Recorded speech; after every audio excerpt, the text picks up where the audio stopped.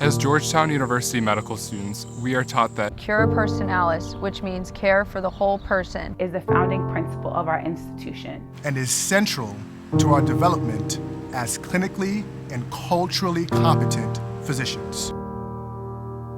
The murders of Breonna Taylor, George Floyd, Ahmaud Arbery, and many others, as well as many other Black lives, have forced us to reflect on our roles as future physicians. And the phrase cura personalis, cura personalis, cura personalis, and the phrase cura personalis that welcomed us to medical school.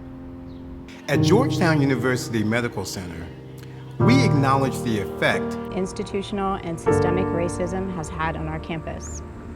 We also acknowledge this institution's history, which is rooted in the owning and selling of enslaved people of African descent. As an institution, we have worked to move the needle toward racial equality, inclusivity, and equity. However, the time is now for us to do better and to do more. Eliminating racism in medical education. Eliminating racism is vital for ensuring health equity in our community. This requires a curriculum that actively dispels the antiquated racist myths that have been perpetuated throughout our history.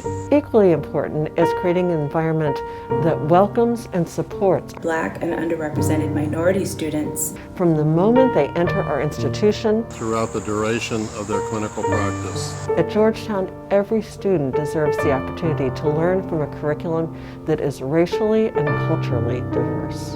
In response to racial injustice against Black people, we formed the Racial Justice Committee for Change, comprised of faculty, students, administrators, to ensure that racial equity is embedded in our institutional DNA. At Georgetown, all lives will not matter until Black lives matter. We know we have tremendous room for improvement. We have not always gotten it right. We have a lot of work to do.